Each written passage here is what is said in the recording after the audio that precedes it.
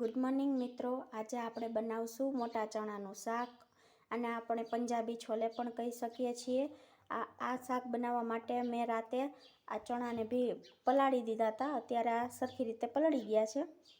એના માટે આપણે જોઈશે આને આપણે બાફી લઈશું કુકરમાં 4-5 વિસલ પડે ત્યાં સુધી।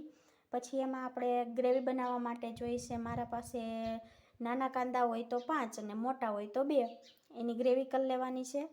આ ટમાટર છે, ટમાટર 1.5 જેટલું લીધું છે આપણે, એની પણ ગ્રેવી કરશું અને આપણે બારીક કટિંગ કરશું। આ આદુની આપણે ગ્રેવી કરશું અને લસણની ગ્રેવી કરશું। તો ચાલો આપણે હવે આને બાફી લઈએ। આપણે કુકર લઈ લીધું છે અને તેમાં ચણા નાખી દીધા છે। તેમાં આપણે નાખશું 1/2 ગ્લાસ જેટલું પાણી અને તેમાં ઉમેરશું 1/2 ચમચી જેટલું મીઠું। કુકરને બંધ કરી દીધું છે અને હવે આને આપણે 5 સીટી સુધી ચણા જ્યાં સુધી બફાય નહીં ત્યાં સુધી તેને બફાવા દઈશું। સગડીને આપણે ધીમી આંચ ઉપર રાખશું।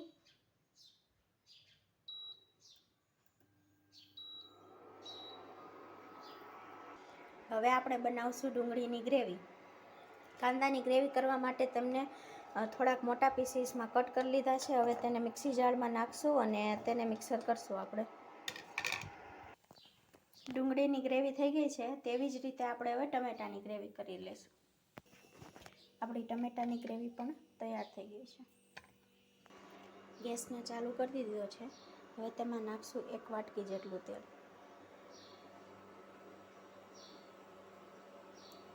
આ શાકમાં થોડુંક તેલ વધારે હોય તેમ તેનો ટેસ્ટ સારો આવે છે।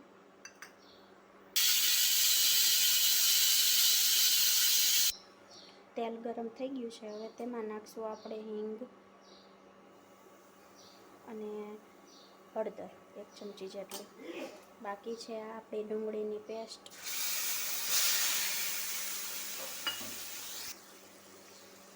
મિક્સ કરી લેશું।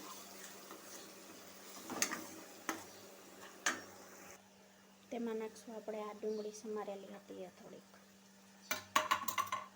તેમાં નાખશું આ આદુ અને લસણની પેસ્ટ, કરી લેશું મિક્સ।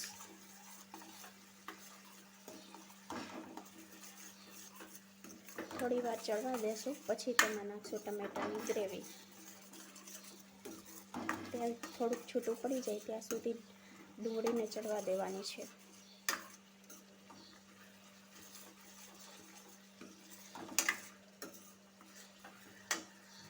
તેલ છૂટું પડી ગયું છે, હવે તેમાં નાખશું આપણે ટમેટાની પેસ્ટ।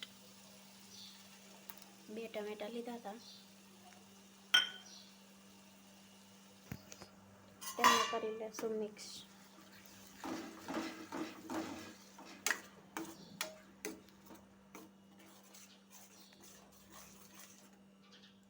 તેમાં નાખશું આપણે સ્વાદ અનુસાર નમક।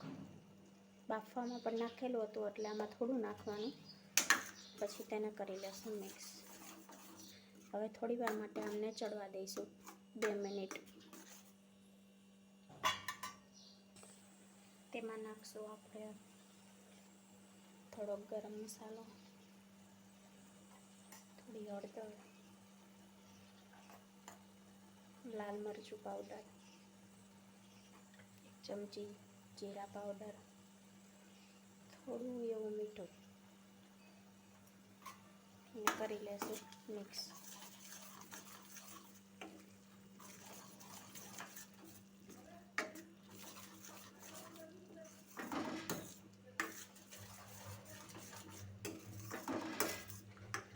હવે સરખી રીતે આને ચડવા દઈશું।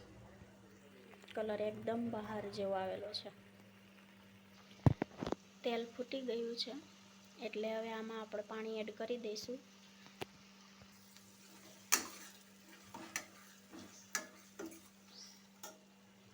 પાણી એડ કરી દઈશું 1 ગ્લાસ જેટલું।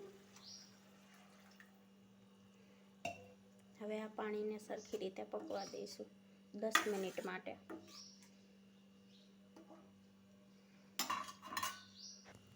આપણા ચણા પણ એકદમ સારી રીતે બફાઈ ગયા છે।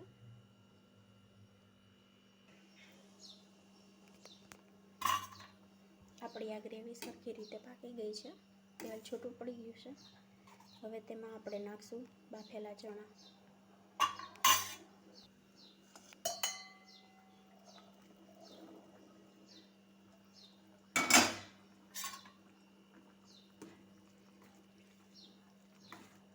હવે સારી રીતે પાકવા દઈશું. જ્યાં સુધી આ ગ્રેવી ઘાટી ન થઈ જાય ત્યાં સુધી તેમને પકવા દેવું પડશે અને ધીમી આંચ રાખવાની છે.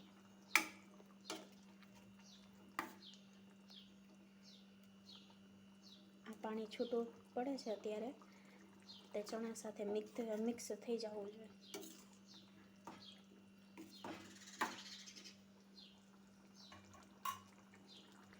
તેમાં આપણે નાખશું ખાટાપણ માટે અડધું લીંબુ.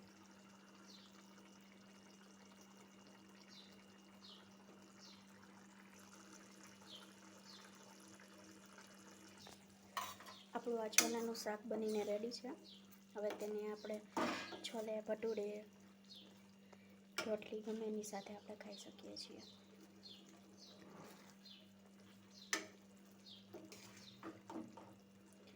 આ મારો વિડીયો તમને કેવો લાગ્યો એ કોમેન્ટમાં જરૂરથી જણાવજો. અને આ મારી નવી ચેનલ છે એના માટે તમે લાઈક કરજો, શેર કરજો અને સબસ્ક્રાઈબ કરનાર ભૂલતા નહીં. Okay, bye bye.